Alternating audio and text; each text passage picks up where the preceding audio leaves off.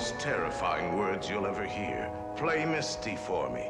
The screen's most frightening plunge into terror. Have to get you all nice for David. I hope he likes what he sees when he walks in here. Because that's what he's taking to hell with him. Clint Eastwood's Play Misty for Me is more than just a thriller. It's a psychological exploration of obsession, isolation, and the dangerous side of human relationships. Known primarily for his tough, unbreakable heroes in westerns and gritty cop films, Eastwood's directorial debut was a surprising entry into the horror genre.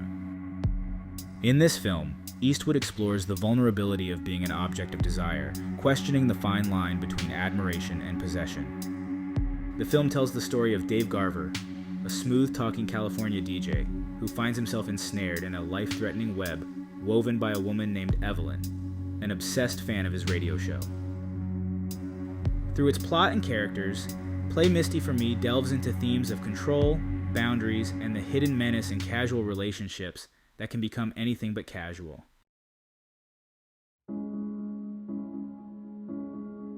The story begins innocently enough. Dave Garver, played by Eastwood himself, is a radio DJ in the peaceful seaside town of Carmel by the Sea, where he spends his nights spinning smooth jazz records and engaging with listeners.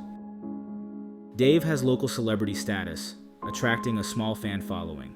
Among his fans is a mysterious woman who frequently calls to request Errol Garner's classic ballad, Misty. Her gentle request seems harmless, even flattering. At his favorite bar that night after work, Dave meets an attractive woman named Evelyn Draper. Dave drives her home, where she reveals that her presence in the bar was not accidental. It was she, in fact, who sought him out after hearing the bar mentioned on his radio show. He guesses correctly that she is the recurring caller who always calls and says, "Play Misty for me." A few drinks and friendly conversation lead to a passionate night together, with Dave assuming it's just a casual relationship. However, Play Misty for Me hints from the beginning that something darker is at play. Evelyn seems charming and reasonable at first, but her behavior shifts quickly as her interactions with Dave reveal a possessive and volatile quality. One initial meeting between the two causes Evelyn to quickly lash out at someone who interrupts their conversation, screaming at the person. She quickly turns back to Dave, looking at him lovingly, with Dave realizing something is not quite right with her. What he thought was a casual relationship becomes a catalyst for her obsessive fixation. The film makes it clear that the danger Dave faces isn't just physical, but psychological, as Evelyn begins to insert herself into his life, uninvited and unwelcome. As Evelyn's obsession intensifies, Dave is forced to confront the reality of her unstable nature. She shows up unexpectedly at his house, leaves him emotional messages, and sabotages his relationships. Evelyn's possessive behavior is initially met with mild irritation from Dave, who tries to brush her off, hoping she'll eventually lose interest. However, his passive approach only fuels her desire for control. The final straw comes when a jealous Evelyn disrupts a business meeting, mistaking Dave's lunch companion for his date and ruining a major opportunity for his career. When Dave tries to gently end things, Evelyn attempts to end her own life by cutting her wrists. After Dave rejects her again for trying to blackmail him with her injuries, Evelyn breaks into his home. Evelyn is caught by Dave's housekeeper, Birdie, destroying his house and vandalizing his property. Evelyn stabs Birdie, who survives, but Evelyn is then committed to a psychiatric hospital. After Evelyn is institutionalized, Dave grows close to an ex-girlfriend named Toby, believing that Evelyn is finally out of his life. However, this hope is short-lived. A few months after the stabbing, Dave receives a call while on the radio from a familiar voice saying, "Play Misty for me." At first horrified, Evelyn tells Dave that she is moving to Hawaii to start a new life, and then quotes a poem from Edgar Allan Poe Annabel Lee. Yet, that night, Evelyn sneaks into Dave's house and tries to stab him while he sleeps. Dave fights her off, but she escapes.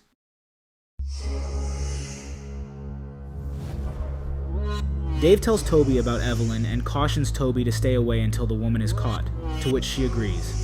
Unbeknownst to him, Evelyn has already gained access to Toby by posing as her new roommate, Annabelle. Toby eventually realizes that Annabelle is Evelyn when she sees the fresh scars on Evelyn's wrists from her attempt after breaking up with Dave. But before Toby can escape, Evelyn takes Toby hostage. Dave realizes the connection between Toby's new roommate Annabelle and Evelyn when she quoted the poem from Edgar Allan Poe when he called him again. When he calls Toby to warn her, Evelyn answers and says that she and Toby are waiting for him. Dave switches from a live show to taped music and rushes to the house, where he finds Toby gagged and bound. As he approaches the tied-up Toby, Evelyn attacks him with her knife, slashing Dave multiple times. In the final fight between the two, Dave punches Evelyn in the face, knocking her backwards through the glass window and onto the balcony. She falls over a railing and then down onto the rocky shore below, to her death. In the final moments of Play Misty for Me, as the battered Dave Garver unties Toby from Evelyn's trap, his pre-recorded radio show eerily plays in the background.